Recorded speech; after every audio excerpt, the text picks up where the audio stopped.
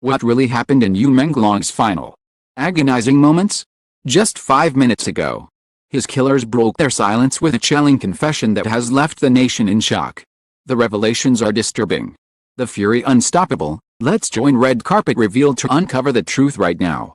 The air inside the courtroom was suffocating, thick with tension, grief, and a dreadful anticipation. For months the world had waited, haunted by unanswered questions, whispers of corruption, and the unbearable silence of those accused of taking Menglong's life. Fans had mourned. His family had pleaded. Journalists had chased shadows. But the truth of what happened in his final moments remained elusive. Then, just 5 minutes ago, the killers broke their silence. Their words, chilling, graphic, and heart-stopping, ignited the fury of a nation and sent shockwaves around the world. The confession was not just a statement. It was an eruption. A glimpse into the last agonizing minutes of a man whose smile once lit screens, whose songs once healed broken hearts, and whose life ended in cruel betrayal. People leaned forward in their seats. Journalists' pens froze mid-sentence. And his parents collapsed into one another's arms as the killers recounted, step by step, how Menglong faced his final night. Their voices quivered not with remorse but with a cold detachment of people finally cornered by truth. Their tone echoing through the chamber like a ghost dragging chains. For months leading up to this moment, silence had been their greatest weapon. The accused kept their heads down, their lawyers speaking on their behalf, dismissing questions with rehearsed answers. Rumors swirled that they were protected by power. That money had bought their silence. That truth itself had been buried beneath layers of manipulation. Yet today, all that changed.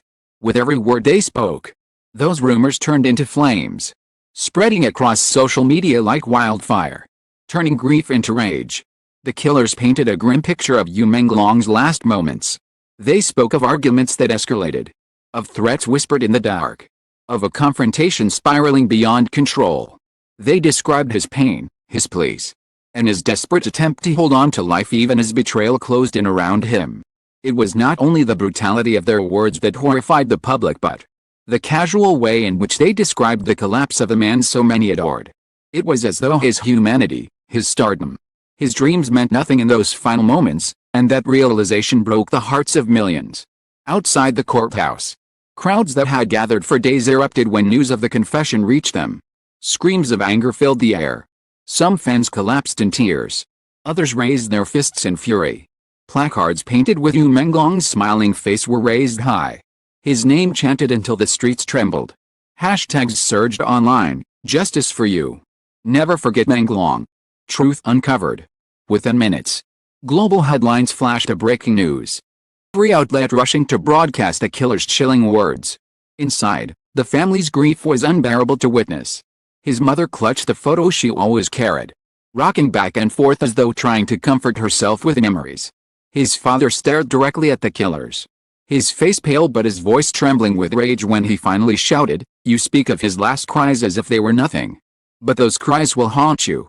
And they will haunt this nation. Until justice is truly done." His words silenced the room, and for a moment, even the killer's lawyers had nothing to say. The confession was more than an admission. It was a mirror held up to the entire entertainment industry, to the justice system, to society itself. In their words were hints of manipulation, references to powerful figures, shadows of forces still hidden. They confessed to their part. Yes, but they also revealed just enough to suggest that others, higher up, may have had roles in pushing Menglong toward his tragic end. Public, already skeptical, now demanded more than punishment. They demanded exposure of every hand that had shaped this tragedy. Commentators immediately flooded television screens, dissecting each line of the killer's confession. Body language experts replayed footage in slow motion, pointing to nervous tics, shifting eyes, or unnatural pauses. Psychologists debated whether their tone revealed guilt or arrogance. Legal analysts questioned why the confession came now, after so long, after so much denial. Was it remorse? Or was it strategy? Had they been pressured? Or had they decided to reveal just enough truth to save themselves while hiding something even darker? The ambiguity only fueled more outrage. To many, the killer's words felt less like closure and more like reopening a wound that had never healed. It forced fans to picture Menglong's suffering in excruciating detail, to imagine his final moments in ways too painful to bear. For days afterward, online spaces were flooded with posts from grieving fans who said they could not sleep, their minds replaying the killer's description of those last cries. The confession had answered questions, yes, but it had also inflicted new trauma upon those who loved him. Meanwhile, protests erupted in city after city.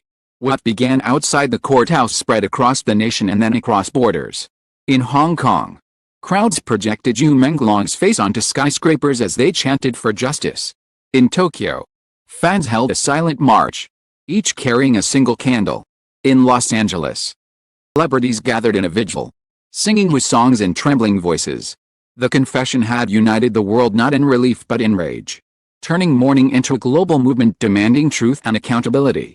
The killers themselves became lightning rods for fury. Their names trended online alongside words like monsters and cowards.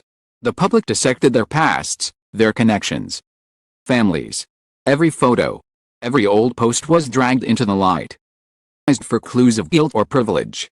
Their attempts to portray themselves as remorseful collapsed under the weight of public anger.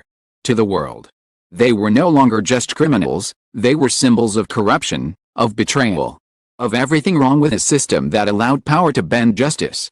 And yet, despite the confession, truth still felt incomplete. If Menglong's final moments were as the killers described, why had it taken so long to admit it? What forces had silenced them for months? Who had benefited from their silence?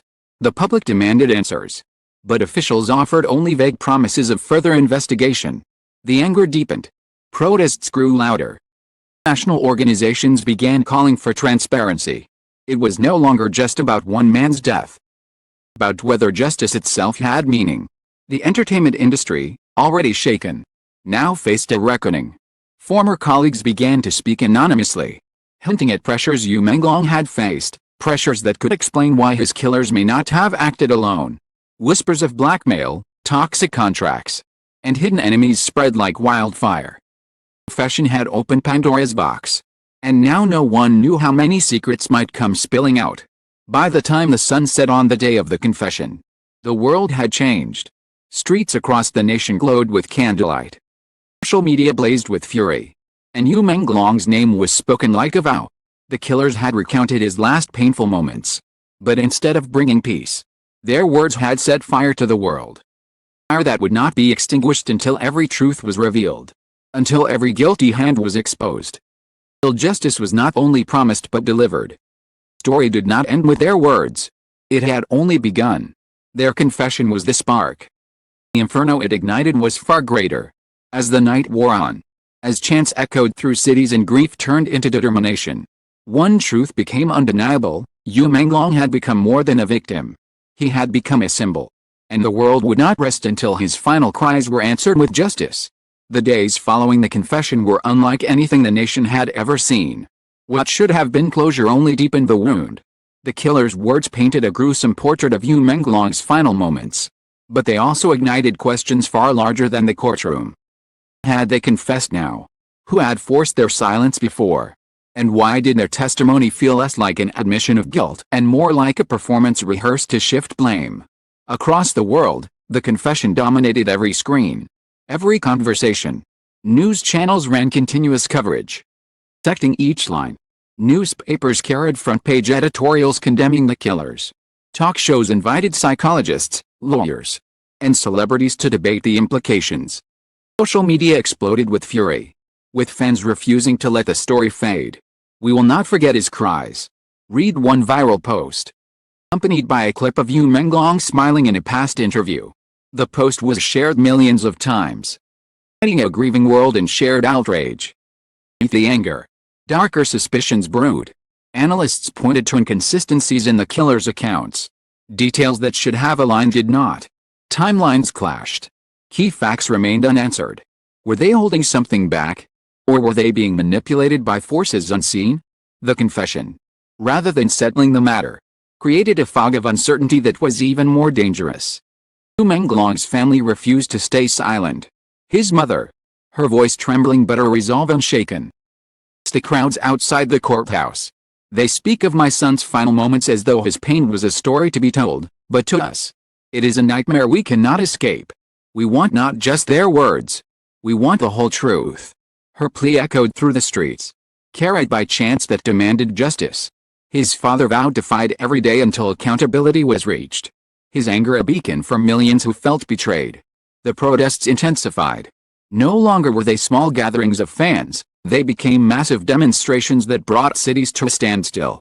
Highways were blocked by chanting crowds. Government buildings were surrounded by candles and flowers. National landmarks lit up with tributes, the Eiffel Tower glowing in his honor. Times Square flashing his image across giant billboards. Opera House bathed in his favorite color. The world was united not only in grief but in demand for answers. Celebrities, once cautious, now raised their voices. Singers dedicated songs to Menglong during concerts, their tears visible on stage. Actors and directors condemned the system that allowed such injustice. Some risked their careers by calling out corruption directly. Their bravery inspiring ordinary citizens to keep pushing forward. Each famous voice added fuel to a movement that had grown unstoppable. The killers, meanwhile, remained shrouded in controversy. Their supposed remorse rang hollow to the public. Families issued carefully crafted statements, pleading for compassion. But compassion was nowhere to be found. They had become symbols of betrayal, embodiments of everything that had gone wrong. Rumors swirled that they had been offered leniency in exchange for carefully tailored confessions. If true, their testimony was not truth but theater, and the outrage grew deeper. International organizations began to intervene. Rights groups demanded independent investigations. NGOs called for legal reforms. Politicians in other nations condemned the verdict, framing it as an example of systemic corruption that could no longer be ignored. For perhaps the first time, Menglong's case was no longer only a domestic tragedy, it had become a global scandal, exposing cracks in the foundations of justice itself. Amidst the chaos, Menglong's legacy grew stronger. His songs returned to the top of the charts, not as entertainment but as anthems for protest. His films were replayed, audiences watching not just his characters but the man behind them, wondering what pain he had hidden from the world. His face appeared on banners, murals, and t-shirts. Name shouted in chants that refused to fade. He had transcended celebrity, becoming a martyr for justice. Despite the growing movement, the truth remained elusive. Each day brought new rumors, new theories. Some claimed powerful producers had orchestrated his downfall. Others pointed to political connections shielding the guilty. Journalists risked their safety to publish stories that hinted at cover-ups, while whistleblowers stepped forward with claims that evidence had been destroyed. The more the world learned, the less certain it became of what had really happened. Pain of his final moments, described so vividly by the killers, became a haunting presence. Fans wrote letters addressed to Menglong, promising him they would not let his cries be forgotten. Parents held their children tighter, fearful of a world where justice could be bought and sold. Activists framed the case as a turning point, declaring that the fight for Menglong was the fight for every silenced victim. Months after the confession, protests had not slowed. They evolved into organized campaigns, demanding reform, transparency, and accountability. Lawsuits were filed, petitions signed, rallies held in every major city. His family became leaders of the cause, standing shoulder to shoulder with millions who carried his memory as a shield against injustice. But with each step forward came resistance. Authorities cracked down, arresting protest leaders, censoring media coverage, silencing dissent. The attempt to suppress only made the movement louder, stronger, more determined. Images of police dragging away grieving fans went viral, international condemnation and further fueling the protests. The fight for Menglong had become a fight for freedom itself. It all, one truth remained unshakable: Menglong's killers had confessed. But the world was far from satisfied. Words had not closed the case, they had opened a new battle for truth. His death was no longer just a tragedy, it was a revolution. As night fell across the cities still burning with protest, candles flickered in unison, waves of light against the darkness. His name was whispered, then shouted, then sung. His image was everywhere. His voice carried through speakers, alive in every heart that refused to let go. Justice had faltered. Truth had been obscured.